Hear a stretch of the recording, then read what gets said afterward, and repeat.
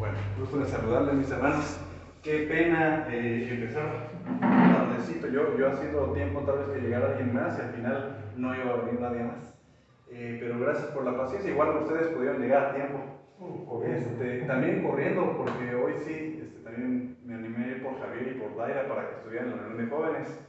Y bueno, hoy ha sido de muchas carreritas, pero por eso pensé, bueno, por ahí, si no vienen, pues lo movemos, pero es cierto, nos atrasamos y al final estamos grabando, ¿verdad? Así que ahí los hermanos se pueden reponer la clase.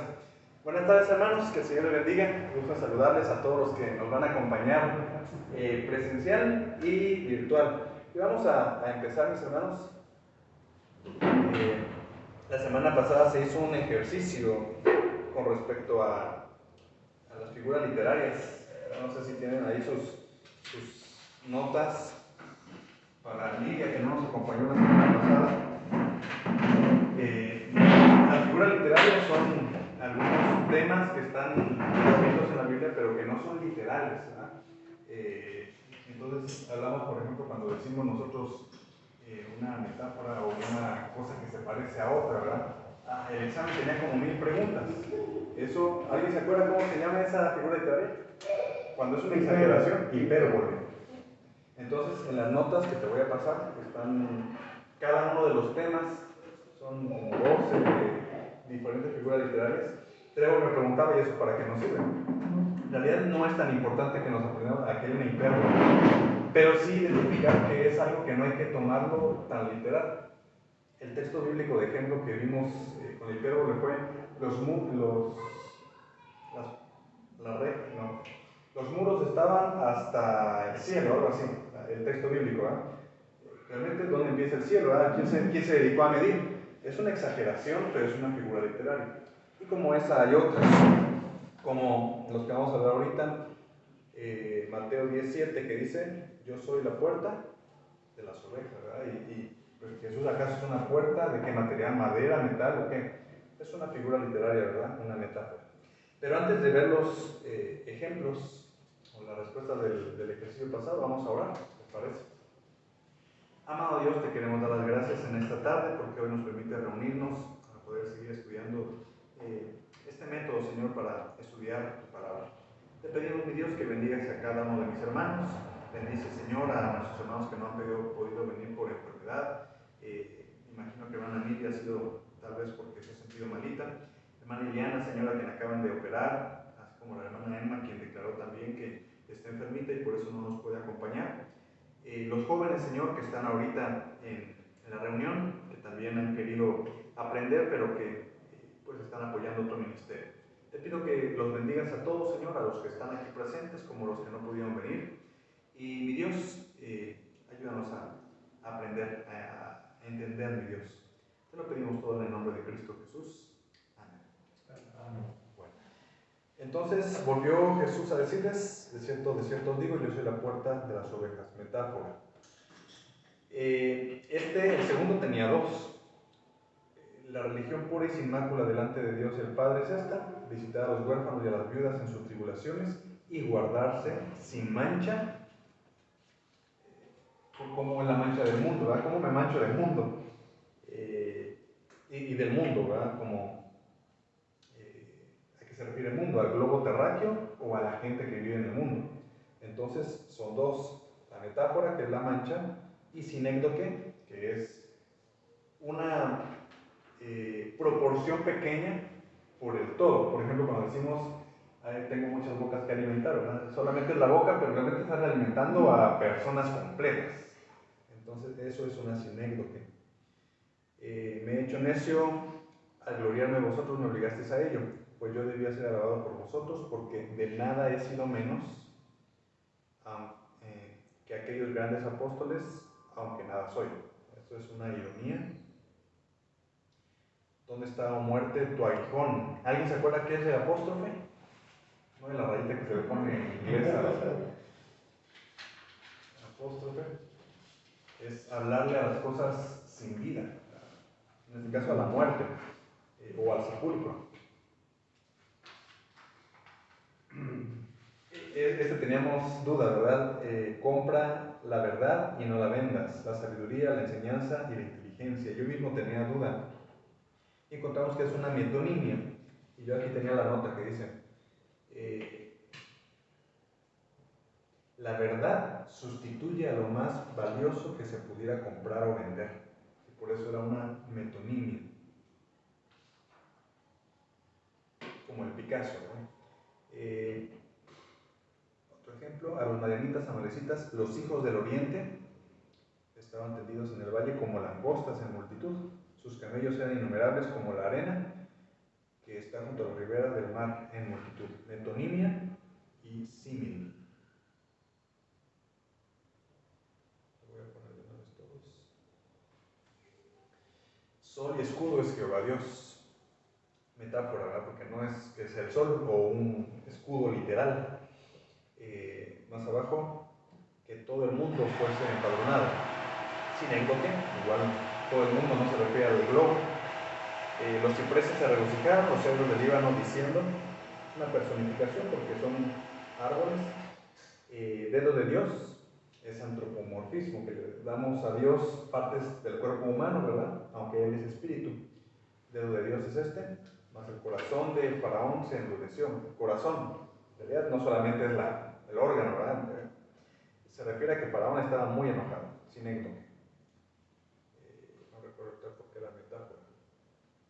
Y miró Dios la tierra, y aquí que estaba corrompida, porque toda carne había corrompido su camino. Metonimia, antropomorfismo. Bueno.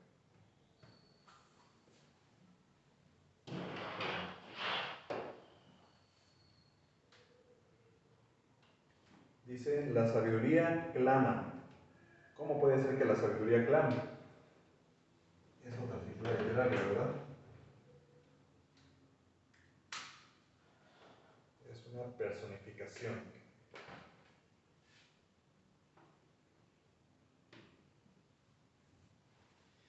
Y aconteció al mediodía que Elías se burlaba de ellos diciendo, gritad en alta voz porque Dios es.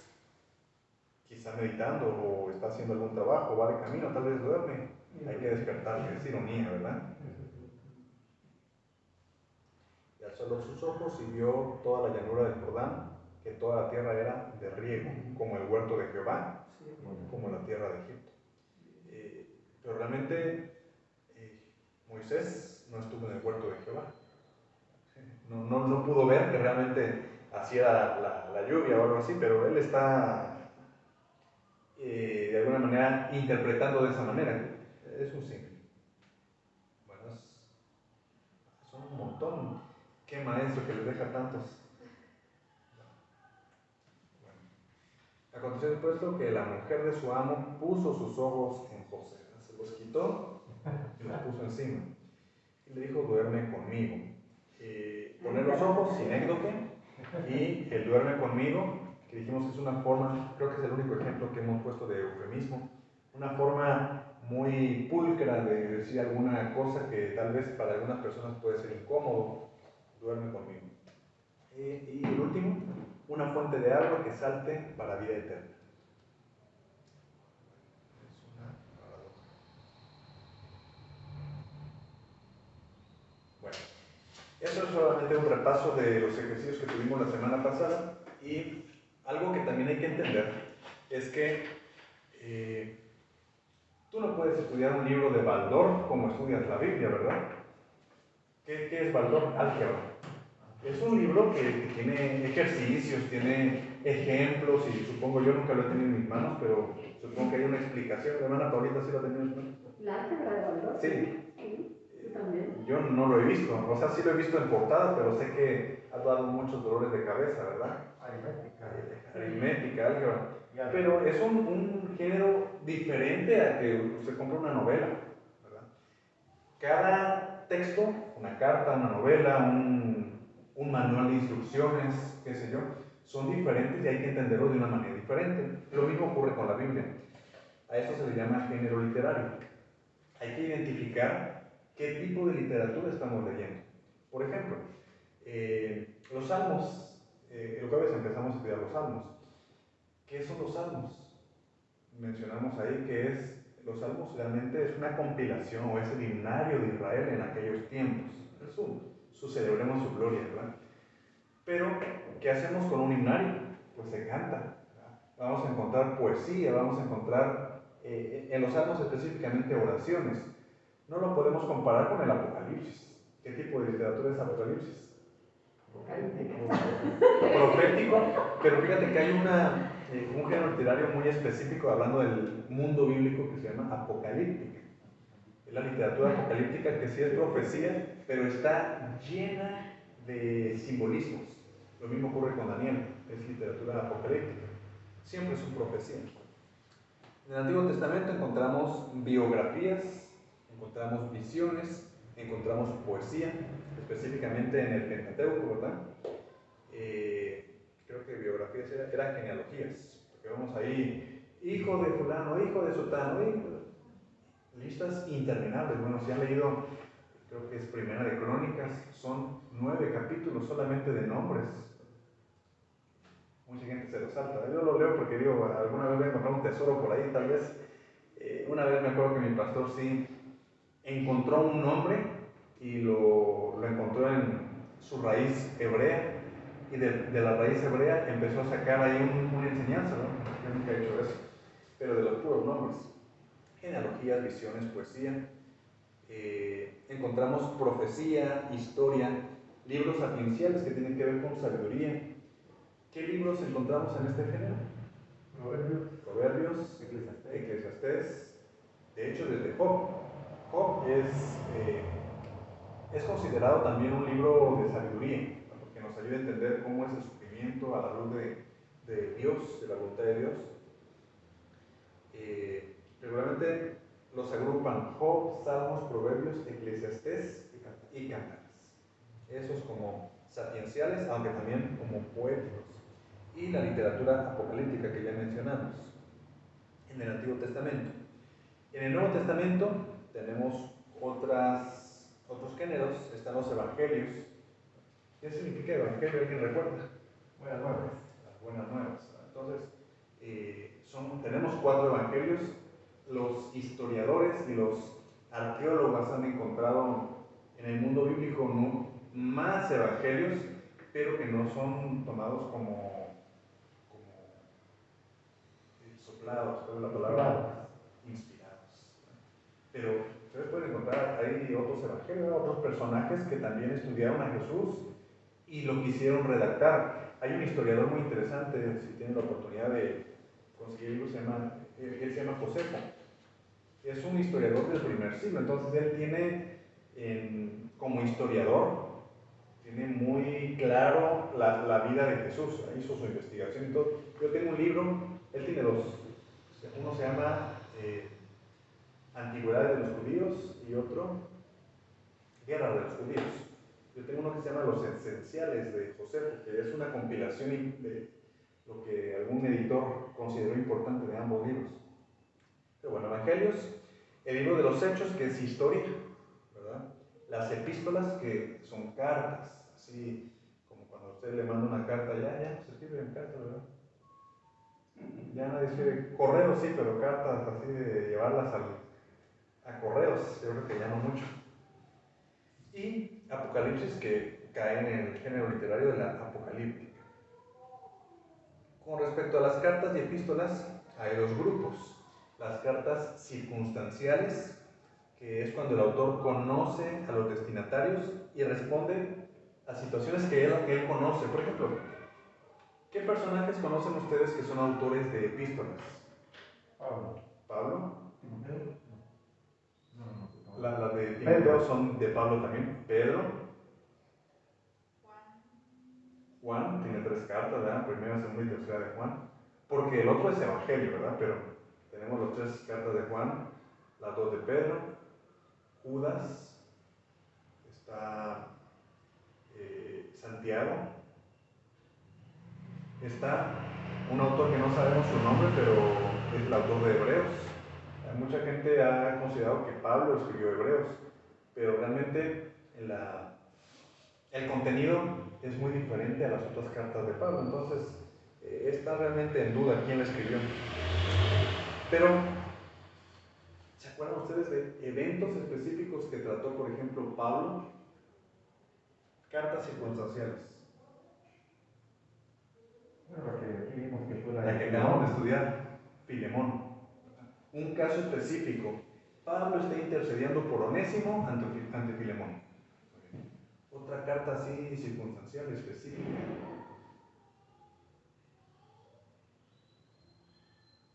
Hay una... Sí, de hecho, ya que mencionaste a Tito, Pablo escribió Tito y escribió Timoteo, ¿verdad? Aunque tiene el nombre de Timoteo, pero es una carta a Timoteo. Es una carta a alguien conocido por Pablo y trata temas específicos de Pablo, igual que Tito, igual que Filemón. Pero por ejemplo, creo que hace poco mencioné Efesios. Efesios cae dentro de las cartas generales. No es nuestro tema hoy, pero solamente como una introducción, ¿verdad? Por ejemplo, el libro de los Efesios era una carta que el apóstol Pablo escribió y no tiene ningún nombre propio. Si ustedes leen, por ejemplo, Gálatas o Romanos, en la parte de atrás, donde dice salutaciones finales, dice, ruego que me saludéis a fulano, a sultano, cosas así. Pero Efesios no. Efesios es una carta que tenía que rotar, que iba a llegar a una ciudad que tenía no sé cuántas iglesias locales, podían haber sido 10, ¿verdad? Y entonces el pastor tenía que leerse la carta de Pablo para nosotros.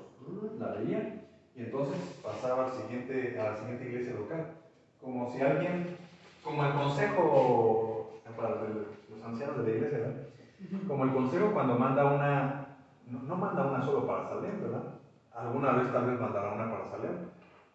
Pero realmente las cartas que ellos mandan tienen que caer a todas las iglesias centroamericanas de Consejo Central.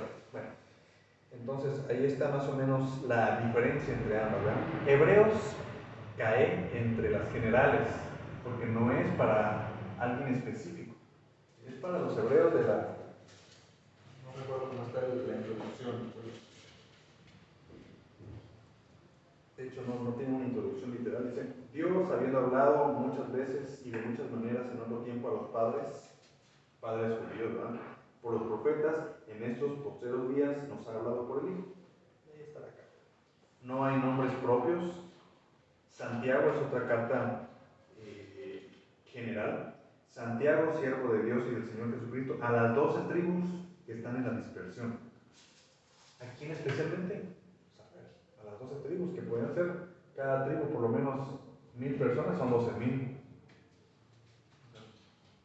¿Quién sabe a quién, verdad? Cartas generales. Las partes fundamentales de una carta son los remitentes hablando de fórmulas iniciales, cómo inician regularmente. Acá en Guatemala he notado que se escribe una carta diferente que en México. Yo me acuerdo que, como nos enseñaron en la primaria, ¿verdad? Se pone municipio, coma, estado, coma, si es necesario país o sin país, a la fecha, punto, alineado a la derecha. Después del lado izquierdo, estimado, después el cuerpo de la carta, y nosotros regularmente poníamos ATTE. Acá yo creo que todo el mundo pone atentamente completo, ¿verdad? Sí. La fecha creo que también a veces no se pone la ciudad o el municipio, solamente el país, o no sé si es representativo del departamento de Guatemala. Guatemala. Guatemala, ¿verdad? Y, aunque esté en Misco. Porque alguna vez yo puse así, Misco, Guatemala y después la fecha, pero porque yo estoy acostumbrado a ese estilo, ¿verdad? Y alguien me dijo que así no se escribía. Me regañaron. Y me regresaron a la primaria. Entonces, fórmulas iniciales, ¿cómo se escribían en aquellos tiempos? Bueno, está el remitente. ¿Quién escribe, verdad? El remitente. El destinatario, quien recibe la carta. Una bendición, un saludo, la acción de gracias por los destinatarios y una petición a Dios. Eso casi todas las cartas lo tienen. Por ejemplo, veamos Gálatas. Gálatas 1.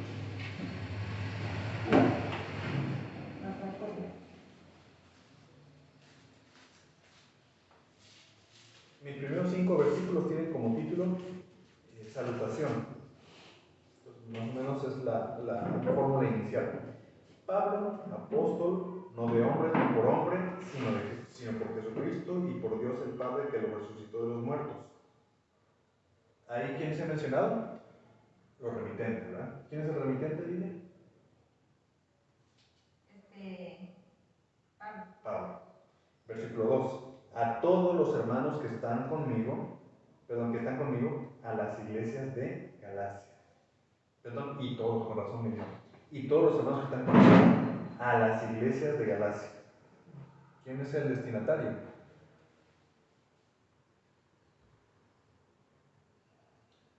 Es general, ¿verdad? Es una carta general porque es a las iglesias de Galacia. No es a una iglesia local, a las iglesias de toda la provincia de Galacia. Gracia y paz a vosotros de Dios nuestro Padre, de Dios el Padre y de nuestro Señor Jesucristo, el cual se dio a sí mismo por nuestros pecados para librarnos del presente siglo malo y conforme a la voluntad de nuestro Dios y Padre, a quien sea la gloria por los siglos de los siglos. Amén. ¿Qué otro detalle encontraron ahí? Saludo. Bendición con gracia y paz. Ajá, una bendición. Parece que no hay acción de gracias, ¿verdad? No, solo saludo de bendiciones. Muy bien, sí, en este caso no hay. ¿Y saben por qué? Lea el versículo 6. Estoy maravillado de que tan pronto os hayáis alejado del que os llamó por la gracia de Cristo para seguir un evangelio diferente. Inmediatamente me entra un regaño, ¿verdad? Tal vez por eso no hubo así como una acción. Estoy agradecido con Dios por ustedes y después darles el golpe, ¿verdad? No sé, ¿verdad? Es una idea que me pasó por la mente. A veces hay petición a Dios solamente para darnos una idea. Viendo la carta a los romanos, yo la leo, dice: Pablo, siervo de Jesucristo, llamado a ser apóstol, apartado por el Evangelio de Dios, que él había prometido antes por sus profetas en las Santas Escrituras acerca de su Hijo, nuestro Señor Jesucristo, que era del linaje de David según la carne, que fue declarado Hijo de Dios con poder según el Espíritu de santidad, por la resurrección de entre los muertos, y por quien recibimos la gracia y el apostolado para la obediencia a la fe en todas las naciones, por amor de su nombre. Está largo, ¿verdad? Pero el versículo 8 dice: primeramente doy gracias a mi Dios mediante Jesucristo con respecto a todos vosotros, de que vuestra fe se divulga por todo el mundo. Ahí sí encontramos una acción de gracias por los romanos. Ahora, cuerpo de la carta, pues es toda la información que el apóstol Pablo quiere dar a sus destinatarios, ¿verdad? Pero nótese que incluso la salutación misma a veces trae también teología. Ahí está diciendo que el Señor te salvó, que el Espíritu Santo, o sea, hay información incluso en el saludo. Esto es interesante. Exhortaciones, podemos encontrar ahí lo que acabamos de leer con los de Gálatas, ¿verdad? Maravillado de que se hayan alejado, códigos de ética, argumentación, ¿verdad? Lógica, doxologías, confesión de fe. Y las fórmulas finales, que son, digamos, la despedida, deseos de paz, a veces también peticiones de oración y los saludos. De manera general, esto tienen todas las cartas de la Biblia. Doxología significa alabanzas a Dios. De hecho, hay un himno que tiene como título Doxología, creo yo. A Dios el Padre. ¿Sí lo conoces, Lidia? No conozco. Vamos a ponerle castigo a Lidia. Bueno, entonces, de manera general, esto es lo que incluyen las epístolas. ¿Cuáles son las epístolas que conocemos? Romanos. Después hay 2 de Corintios, aunque dicen que hay una perdida, fíjense. Que estudiando las 2 cartas de Corintios se dan cuenta que hubo una intermedia que el apóstol Pablo hace referencia a ella, pero no está. No estoy seguro, ¿verdad? No. Pero eso nos enseñan en el seminario. Después de 2 de Corintios están Gálatas, Efesios, Filipenses, Colosenses. Por cierto que Efesios y Colosenses son muy parecidos. tiene muchas exhortaciones parecidas. 2 de Tesalonicenses, ¿verdad? A los Tesalonicenses. Después Tito, Filemón. Después de Tesalonicenses, las 2 de Timoteo, Tito, Filemón, Hebreos, que esa no sabemos quién escribió, Santiago, Pedro, Juan y Judas.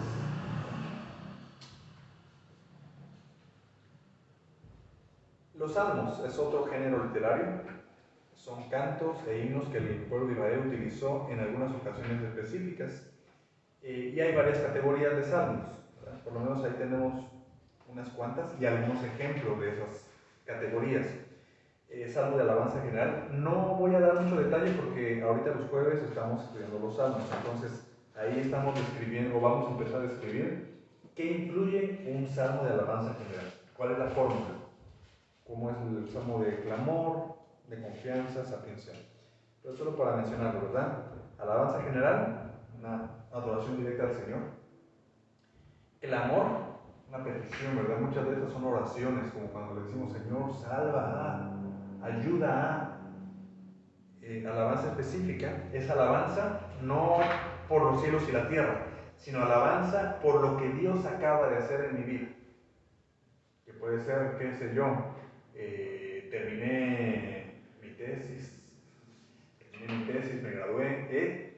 Eso sería un motivo de una alabanza específica. Están los salmos sapienciales, que también, como Job, son salmos que tienen que ver con sabiduría. En realidad, tenemos el Salmo 1, por ejemplo. Salmos de la ley solo existen 2, que tienen que ver con la Biblia, ¿verdad? El Salmo 119, si ustedes lo han leído, es muy interesante. Si quieren, vamos a abrirlo ahí para dar un detallito especial. Salmos 119. Es un salmo que a mí me gusta mucho porque tiene muchas cualidades. La primera cualidad es que es el salmo más largo, ¿verdad?, de toda la Biblia, 176 versículos. Otra característica que me gusta es que 2 versículos atrás está el salmo más corto, Salmo 117.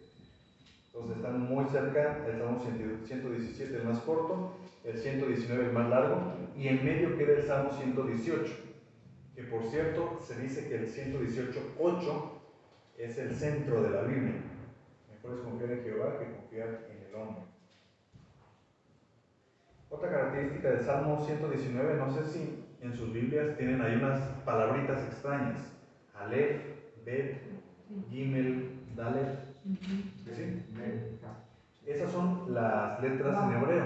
Es lo que nosotros llamamos alfabeto, que los hebreos llamaban alefato. ¿Por qué nosotros le llamamos alfabeto? Por alfa, la primera letra en latín, ¿verdad? ¿Sí es en latín o en qué? No, en griego. Alfa. Alfa, beta, gamma, delta. Nosotros le llamamos alfabeto porque son los mismos símbolos que usamos en español. Pero los hebreos utilizan el alefato, porque la primera letra es el alef. Son agrupaciones de 8 versículos cada uno y son acrósticos. No lo vemos en español, pero en hebreo sí. Es decir, da la primera que dice alef, y todos los primeros 8 versículos empiezan con la letra alef en hebreo. Después el versículo 9, con que imperecto en su camino, ¿verdad?, empieza con bet. Y todos los siguientes 8 versículos tienen bet. Y después Gimel, después Dalet, y así sucesivamente. Es un salmo de la ley porque también vez tras vez utiliza sinónimos de la Biblia.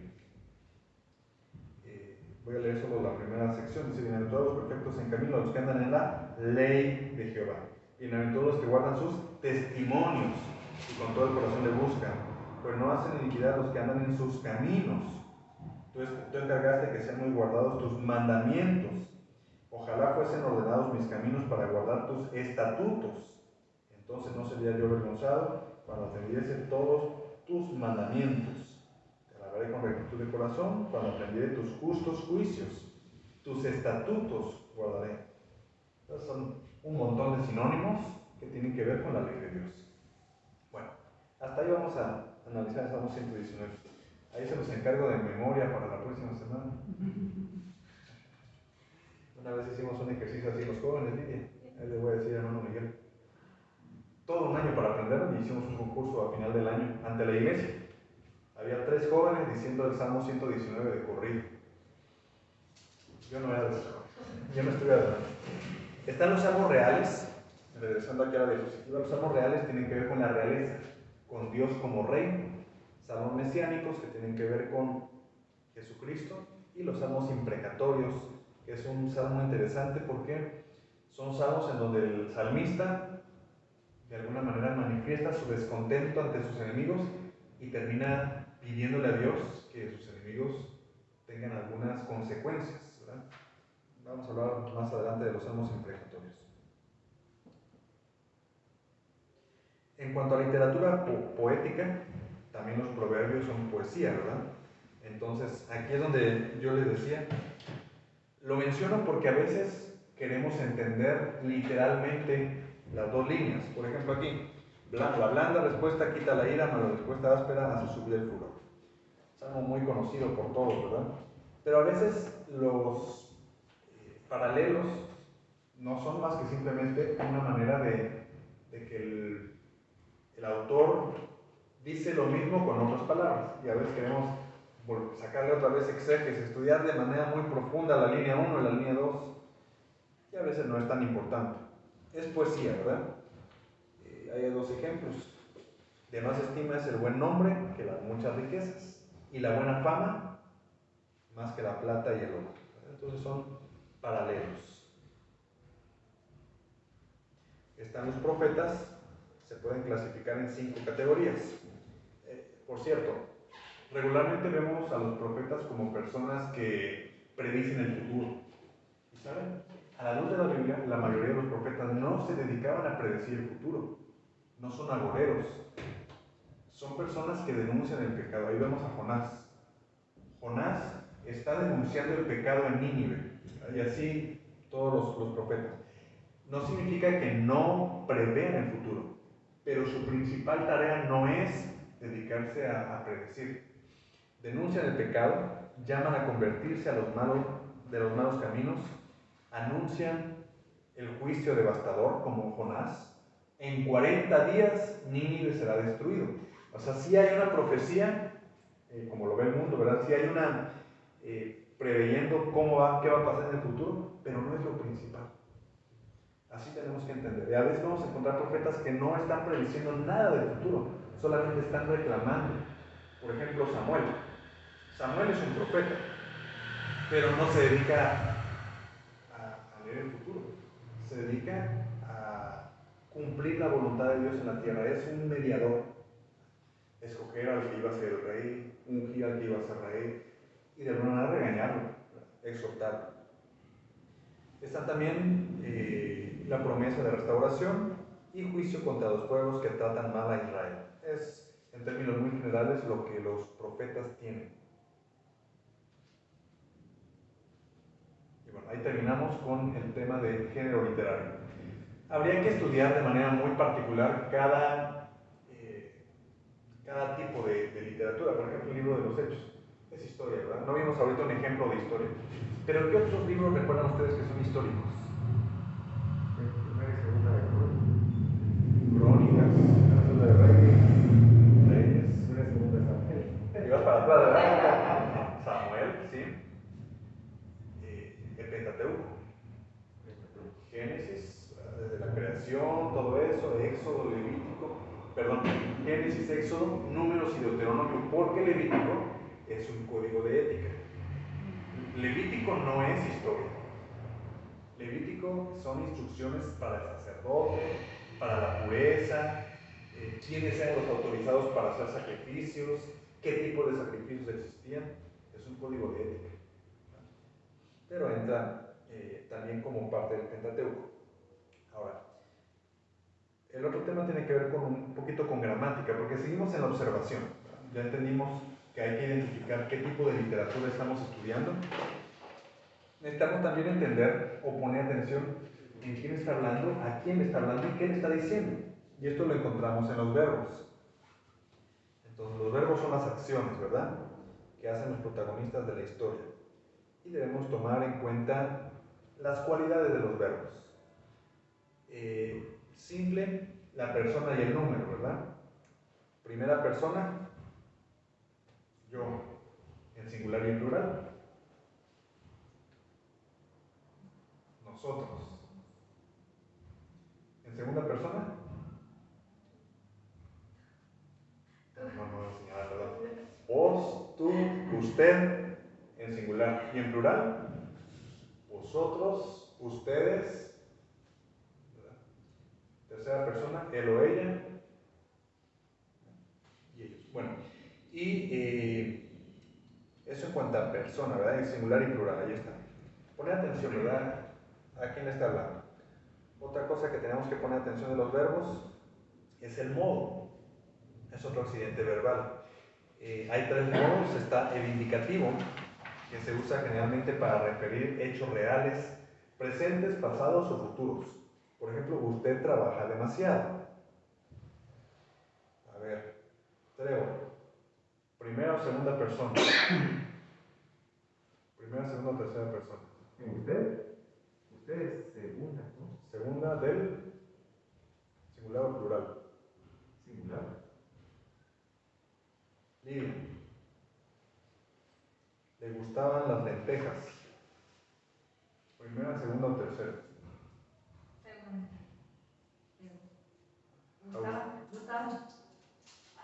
¿De quién está hablando? ¿Le gustaba? ¿De usted o de él o de ella? Bueno, sí podría aplicarse. Ya estoy pensando en tercera. Sí, sí, sí. Tienes toda la razón. Es tercera. Sí. Puede ser segunda, pero con respeto, ¿verdad? A usted le gustaban las lentejas. Porque ahora me dice que no. Sí, sí aplica. No lo había visto así, Lidia, pero tiene razón. Aplica. ¿Singular o plural? Singular. Muy bien. Descansaremos en las playas orientales, hermano Edras. Primera, segunda o tercera. Descansaremos en las playas orientales. Tercera. No. Está hablando de nosotros. Acuérdense que el yo o el nosotros La primera. es primera. ¿Verdad? Muy bien. ¿Singular o plural? Plural. Plural. Muy bien, ahí está. Es el ejemplo del indicativo, ¿verdad? Subjuntivo, cuando hay deseo. Por ejemplo, quiero que Antonio cocine. No dice cociné, ¿verdad? Que cocine. Es un deseo. No se está haciendo, no sé si se va a hacer, y no sé. Así que es posible. Es subjuntivo, ¿verdad? Siempre temí que pasara esto. Bueno, más que solamente deseo, puede ser creencia o duda. No sé si haya terminado el trabajo. Ahí están algunos ejemplos del subjuntivo. Y está el imperativo. El imperativo son súplicas, mandatos, ruegos, y siempre están en forma de segunda persona, singular o plural. Apaga la luz, escuchen ese ruido, caminar a prisa. Tal vez me pueden ayudar con ejemplos de imperativo en la Biblia. Amarás. Amarás a tu prójimo como a ti mismo. Muy bien. ¿Otro? Hijos, obedecer a vuestros padres. Obedecer. Ya me lo estoy inventando, diga. Lo parafraseo. Sí, obedecerás. ¿Qué otro? Mateo 28. Por tanto, Y de hacer. y de hacer discípulos. Ahí están algunos ejemplos del imperativo. Y el tiempo, ¿verdad? Que es el otro accidente verbal. Hay más tiempos verbales, pero por lo menos hay que identificar si es presente, pasado o futuro.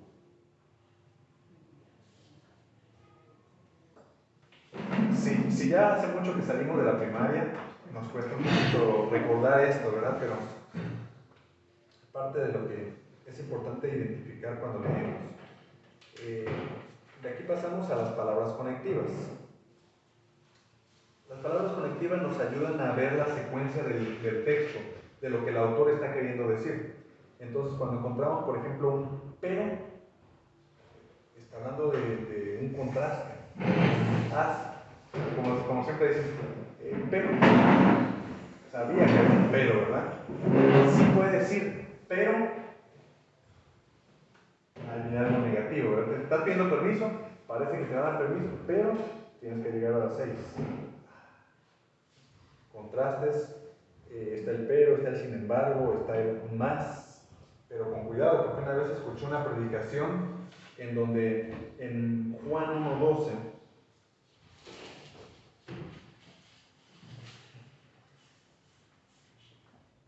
que dice, a lo suyo vino, voy a leer el 11, a lo suyo vino y los suyos no le recibieron. El 12 dice, mas a todos los que le recibieron, a los que creen en su nombre, les dio potestad de ser hechos hijos de Dios. Y el que estaba predicando dijo, aquí dice que más a los que recibieron.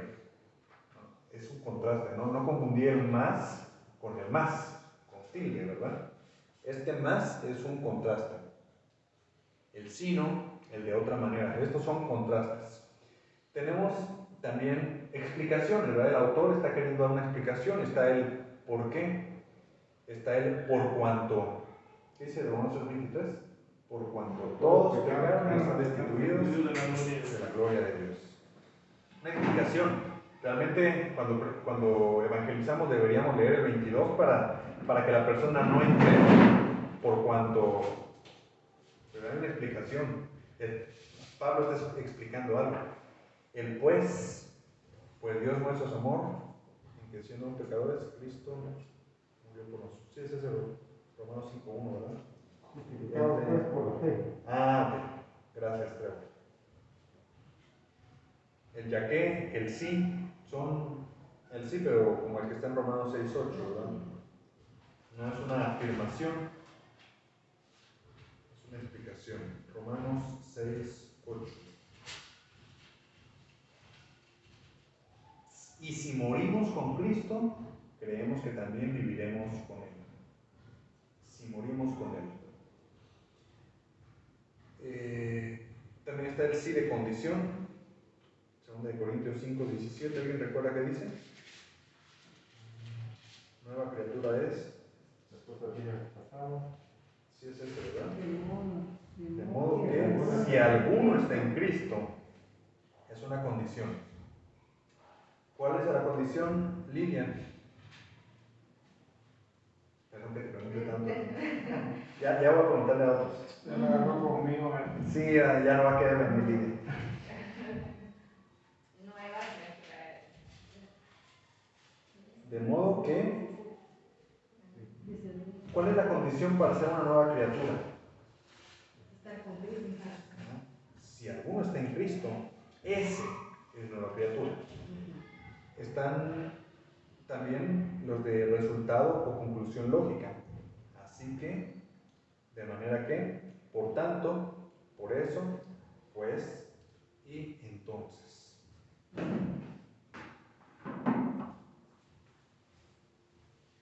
Otras palabras conectivas están las de comparación.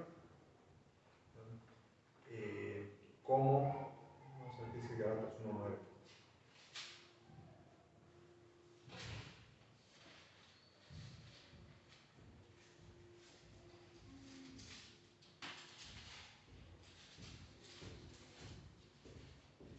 Como antes hemos dicho, también ahora lo repito, si alguno os predica diferente evangelio del que habéis recibido, sea anatema. Entonces está comparando con alguien que predicó, con una vez anterior en la que el apóstol Pablo ya había explicado eso. Como antes hemos dicho, así como antes lo expliqué, se los estoy recalcando. Entonces son comparaciones, ¿verdad? Tal como, según, también, de la misma manera. Están también las series, pero no las de Netflix, como Santiago 3:17. Santiago 3:17 dice, pero la sabiduría que es de lo alto es primeramente pura, después pacífica, amable, benigna, llena de misericordia y de buenos frutos, sin incertidumbre ni hipocresía.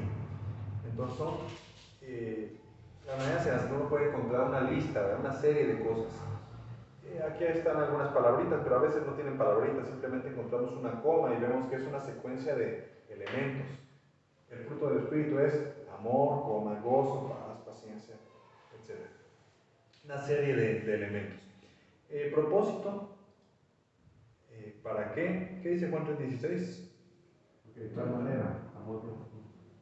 Para que todo aquel que en él cree no se pierda, no tenga vida eterna. Ahí está el propósito, ¿verdad? Entonces está el para, el a fin de qué y el hasta qué. Este cuadrito sí está en su nota, ¿verdad? Sí. ¿Sí está completo? Sí. Sí, sí está. Y de tiempo, antes, hasta qué, mientras, entonces, ahora, cuándo y después. Yo les voy a sugerir algo. No sé si ustedes tienen en casa la regla de no escribir en sus Biblias, pero lo que podrían hacer es con un lápiz, ¿verdad? Algo que se pueda borrar.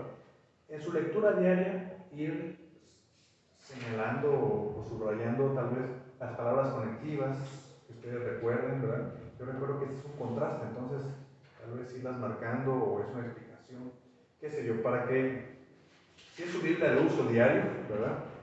En algún momento, eso ya ustedes van a estar bien familiarizados. Yo mi primera Biblia la tenía no rayoneada porque yo fui muy cuidadoso, pero sí tenía con colores de lápiz, o sea, de madera, no crayón ni marcadores que se pasan al otro lado, con mucho cuidado, ¿verdad?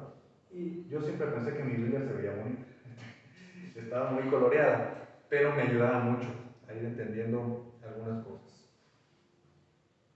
Por ejemplo, ustedes, ay, esto es una hipérbole, entonces una marquita, ¿verdad? Esto es una hipérbole, etc. Seguimos en la observación, ya se alargó, ¿verdad, hermanos? Llevamos 2 sesiones y con estas 3 sesiones de la observación. Pero ya vamos a acabar, no se asusten.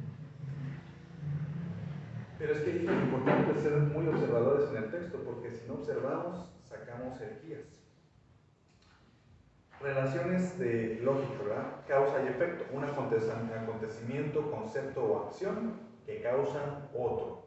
Como el hacer X causa Y, ¿verdad?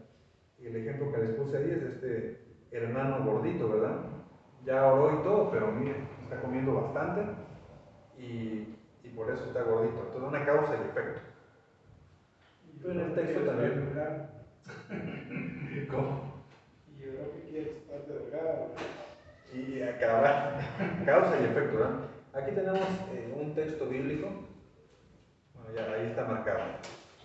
Causa y efecto. Por lo cual, es una explicación de algo. Por lo cual, también Dios los entregó a la inmundicia. Miren, esto es Romanos capítulo 1. Y luego el 26 dice, por esto Dios los entregó a pasiones vergonzosas. No fue simplemente porque el Señor quiso mandarla. No, hay una explicación. Por esto. Por eso es importante el contexto, ¿verdad? Leer atrás. ¿Qué es esto a lo que se refiere el apóstol Pablo? Y nuevamente el 28 dice, Dios los entregó a una mente reprobada. ¿Por qué? El mismo 28 dice en la frase anterior, como ellos no aprobaron tener en cuenta a Dios, entonces Dios los entregó a una mente reprobada para hacer cosas que no convienen. Entonces, esa es la relación causa y efecto, ¿verdad? La desobediencia trae consecuencias. También la obediencia trae consecuencias. Ya no solo de lo negativo, sino también puede haber efectos positivos.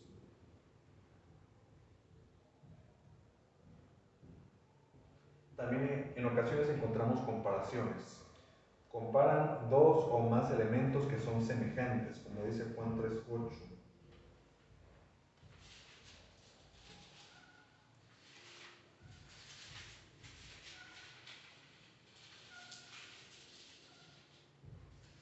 Ay, la hermana Olguita tampoco está por acá. El viento sopla donde quiere. ¿Qué será? Y en sus idiomas. Juan 3:8 dice, el viento sopla de donde quiere y oyes su sonido, mas ni sabes de dónde viene ni a dónde va. Así es todo aquel que es nacido del Espíritu. Mira, es una comparación. ¿Con quién está comparando aquel nacido del Espíritu? Con el mismo viento. Que se escucha, pero no se sabe ni a dónde va ni de dónde viene. Una comparación. Por cierto, que en griego es un poco más evidente el juego de palabras de este versículo, porque viento en griego es neuma y espíritu también es neuma. Entonces es un juego de palabras que en griego pues tiene más sentido. De ahí el neumático o el ¿cómo se llama? Que revisa los pulmones. Neumólogo. Neumólogo, ¿verdad? El neurólogo es otro. Sí, entonces viene de viento. Contrastes. Este sí lo tienen ustedes en mente. ¿Qué dice Gálatas 5? Contraste entre quién y quién. Así se lo saben, hermanos. El fruto y las obras. Las obras de la carne versus el fruto del Espíritu. Es un contraste, ¿verdad? Ya habíamos encontrado palabras conectivas que tienen que ver con contrastes, pero aquí habla del contraste que el autor mismo está introduciendo de manera muy específica. Las obras de la carne son totalmente contrarias al fruto del Espíritu. Es un contraste, ¿verdad? Están las repeticiones, como ya vimos en Salmo 119. Se deben identificar los conceptos que se repiten. Pueden ser palabras o frases, conceptos, personajes o incidentes. El caso del Salmo 119 son los conceptos, ¿verdad? En ocasión tras ocasión se mencionan sinónimos del texto bíblico. Una progresión de lo específico a lo general. Lucas 14, 7.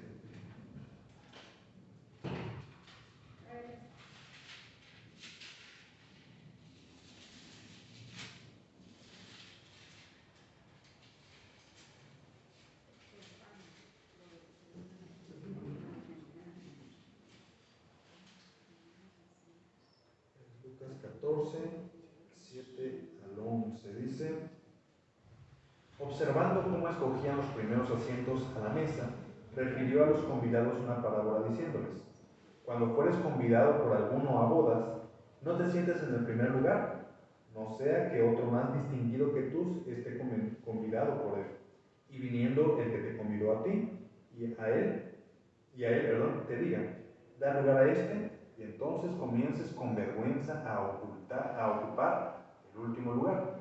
Mas cuando fueres convidado, ve y siéntate en el último lugar, para que cuando venga el que te convidó, te diga: amigo, sube más arriba, entonces tendrás gloria delante de los que se sientan contigo a la mesa. Porque cualquiera que se enaltece será humillado, y el que se humilla será enaltecido. Nótense que en este ejemplo, el Señor Jesucristo está haciendo de una situación muy específica, que fue una boda, ¿verdad? O una invitación a algo general, a un principio general. Versículo 11. Porque cualquiera que se enaltece será humillado, y el que se humilla será enaltecido. De algo muy específico, que es una invitación, a un principio general que va a aplicar en todo contexto. Entonces, es una progresión que el autor, de manera muy especial, está introduciendo. No es una casualidad solamente, pero también existe lo contrario, de lo general a lo específico, como Santiago 2:1.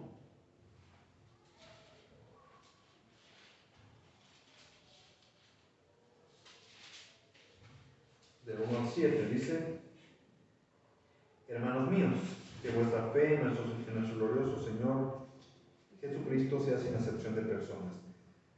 Porque si en vuestra congregación entra un hombre con anillo de oro, ropa espléndida, y también entra un pobre con vestido andrajoso, y miráis con agrado al que trae la ropa espléndida y le decís: siéntate tú aquí en buen lugar, y decís al pobre: estate tú allí en pie, o siéntate aquí bajo mi estrado, ¿no hacéis distinciones entre vosotros mismos y venís a ser jueces con malos pensamientos? Hermanos míos amados, oíd. ¿No ha elegido Dios a los pobres de este mundo para que sean ricos en fe y herederos del reino que ha prometido a los que le aman? Pero vosotros habéis afrentado al pobre. ¿No os oprimen los ricos, y no son ellos los mismos que os arrasan a los tribunales? ¿No blasfeman ellos el buen nombre que fue invocado sobre vosotros? Bueno, aquí la idea es que el principio de la acepción de personas, ¿verdad? Dentro de la congregación. Así como en una congregación es un ejemplo que no es específico, ¿verdad? No es que ya entró, pero si llegara a entrar una persona con estas cualidades, vestido así, así, así, entonces Santiago está tratando de corregir esa idea de hacer distinción de personas. Y después les voltea la tortilla, ¿verdad? Le dice, así pueden ser ustedes en algún momento discriminados, la palabra, discriminados por gente que tiene más poder que ustedes. Es una progresión de lo general a algo más específico. Bueno, los ejemplos llegan después, ¿verdad? Bueno, vamos a una pausa aquí, hermanos. ¿Algún comentario, algo que les haya llamado la atención? En realidad no hagamos una pausa porque esta es mi última diapositiva, entonces démosle de una vez. Creí que tenía más. Bueno, sí, yo dije que tenemos como unas 3 o 4 más, demos un descanso, pero ya la última. Por último, mis hermanos, divisiones naturales del libro. Sí, ya la próxima semana, mis hermanos, ya solamente, ya no vamos a ver observación, ahora sí, interpretación y aplicación. Juntas porque son temas más breves. Pero por lo menos ahorita ya vieron que del texto bíblico hay un montón de cosas que observar. Las divisiones naturales del libro. Casi al finalizar la tarea de observar hay que volver a leer para observar. Es que realmente la observación va a ser lectura tras lectura. Y vamos a encontrar divisiones naturales del libro o del párrafo. Nosotros ya tenemos divisiones. Mi Biblia está llena de subtítulos. Y esos subtítulos yo mentalmente hago como que son, a veces hasta le leemos, le digo al hermano, la lectura para el domingo es Efesios 4. Entonces pasan y la unidad de la iglesia, porque ese es el título que tiene ahí, pero el título no fue inspirado, mis hermanos. El título lo pusieron los editores posteriores. De hecho, mi Biblia, que es Biblia de estudio, tiene títulos diferentes a los que las Biblias que no son de estudio tienen. Solamente son maneras en las que ellos pues trataron de segmentar el texto, ¿verdad? Por eso yo les decía la otra vez, si encontraron una Biblia que no tiene títulos, para no predisponernos a dividirlos, eso sería genial. Pero el mismo texto nos va a mostrar las divisiones, ¿verdad? Asignar un título corto a cada división o párrafo para que sea una oración, pero que sea una oración completa. Cuando decimos oración completa, hablamos de una oración que tenga sujeto, verbo y predicado. Y algunas ayudas para encontrar las divisiones son los mismos conectivos, que nos ayudan a encontrar que aquí el autor ya está cambiando de tema. Aquí habló del fruto del Espíritu y acá está hablando de las obras de la carne. Hay una división.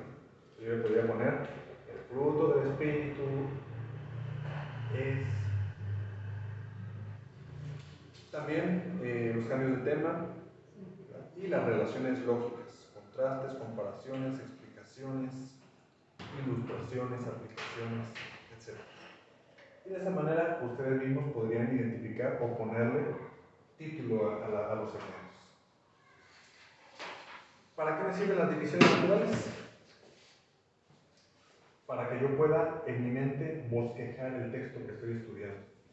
Yo puedo tener el punto mayor es este, los subpuntos son estos. Yo cuando hago mi manuscrito para la iglesia, hago un bosquejo, ¿verdad?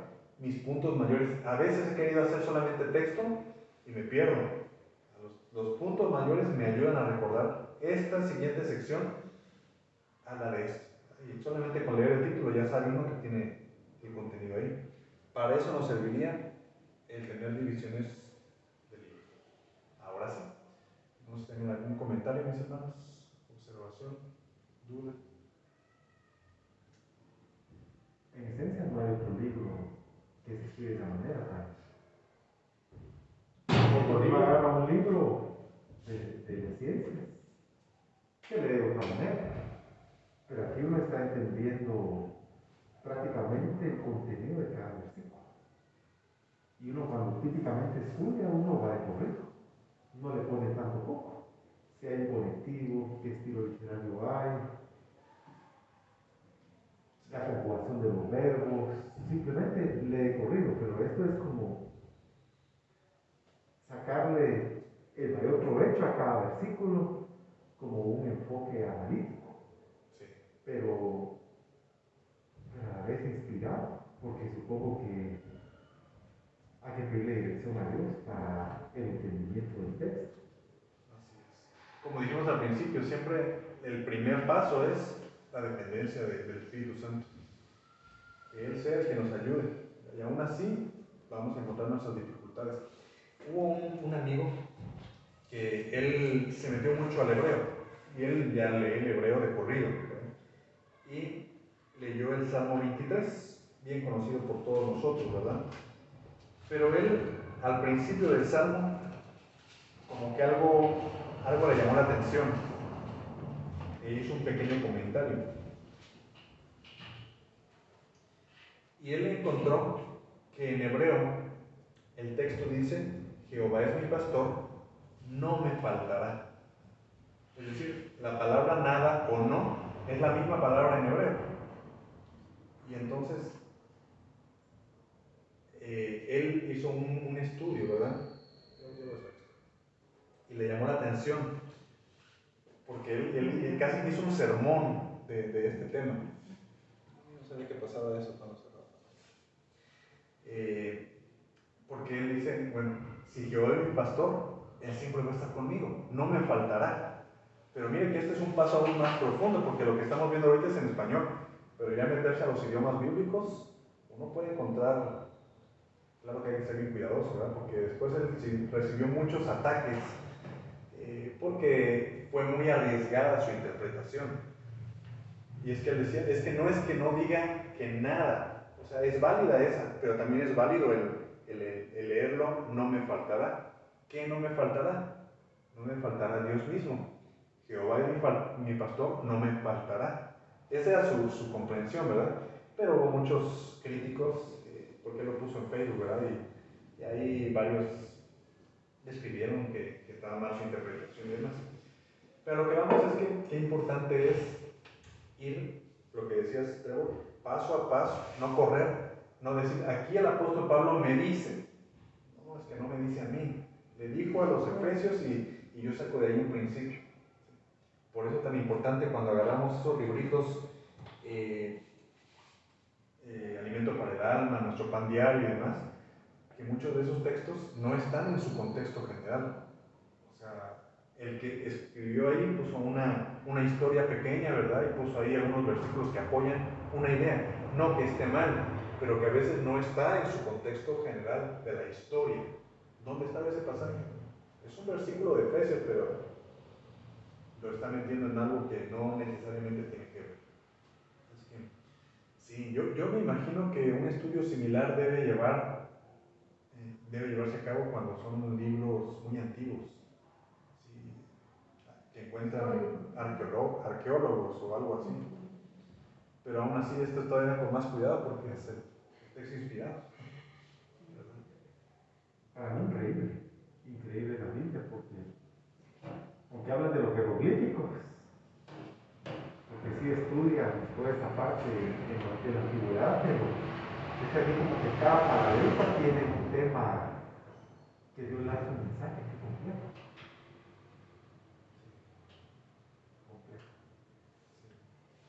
Y si ustedes tienen la posibilidad de ir formando su propia biblioteca, porque o sea, lo que vimos ahorita es algo muy general, pero al final si ustedes quieren estudiar específicamente poesía hebrea, salmos, proverbios, hay libros que enseñan todos los detalles, ¿verdad? Porque no es como que en el colegio le enseñan a uno poesía, ¿verdad? Y apréndete un poema para la próxima semana y te lo aprendes.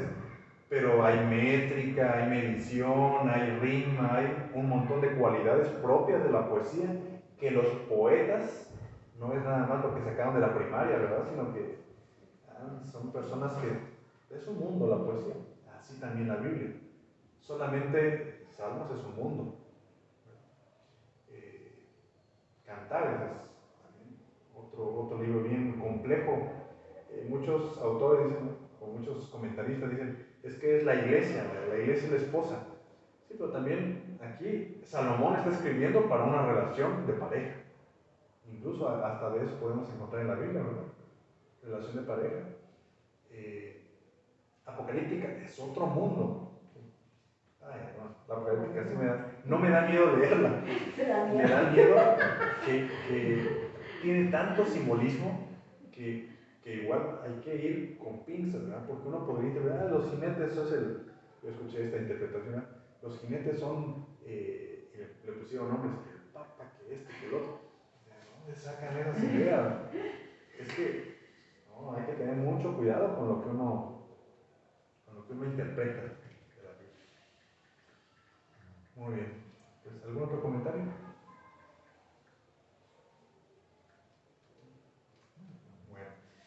Hoy no tenemos ejercicio para clase. Me voy a despedir, mis hermanos.